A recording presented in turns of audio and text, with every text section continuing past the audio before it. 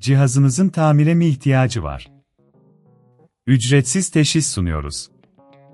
Kapınıza kadar alıyor ve teslim ediyoruz, telefon veya seyahat gerekmez.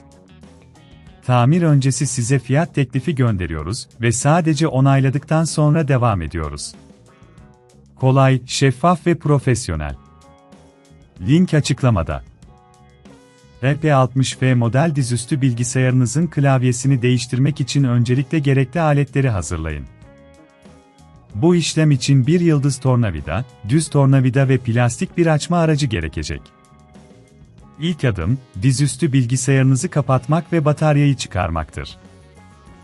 Bataryayı çıkardıktan sonra, alt kısımdaki vidaları dikkatlice açın. Yıldız tornavida ile bu vidaları çıkarın ve vidaları kaybetmemek için bir yere koyun.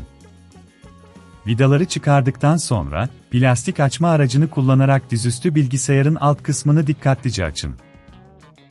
Bu işlem sırasında dikkatli olun, çünkü iç bileşenlere zarar vermek istemezsiniz.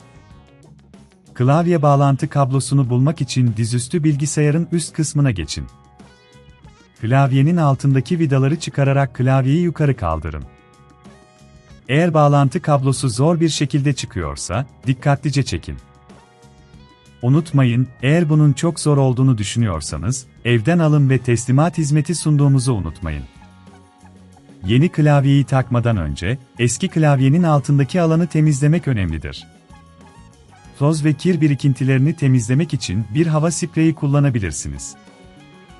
Yeni klavyenizin daha iyi çalışmasını sağlayacaktır. Yeni klavyenizi yerleştirirken, bağlantı kablosunu doğru bir şekilde taktığınızdan emin olun. Klavyeyi yerine yerleştirdikten sonra, üstteki vidaları geri takmayı unutmayın. Son olarak, alt kısımdaki vidaları da geri takın ve dizüstü bilgisayarınızı kapatın. Eğer tamir öncesi fiyat teklifi almak isterseniz, bizimle iletişime geçmekten çekinmeyin. Dizüstü bilgisayarınızı açın ve yeni klavyenin düzgün çalıştığını doğrulayın. Artık Dell P60F dizüstü bilgisayarınızda yeni bir klavyeye sahipsiniz. Telefon yok, seyahat yok, sadece profesyonel teşhis ile sorunlarınızı çözüme kavuşturabilirsiniz. Cihazınızın tamire mi ihtiyacı var? Ücretsiz teşhis sunuyoruz. Kapınıza kadar alıyor ve teslim ediyoruz, telefon veya seyahat gerekmez. Tamir öncesi size fiyat teklifi gönderiyoruz ve sadece onayladıktan sonra devam ediyoruz. Kolay, şeffaf ve profesyonel. Link açıklamada.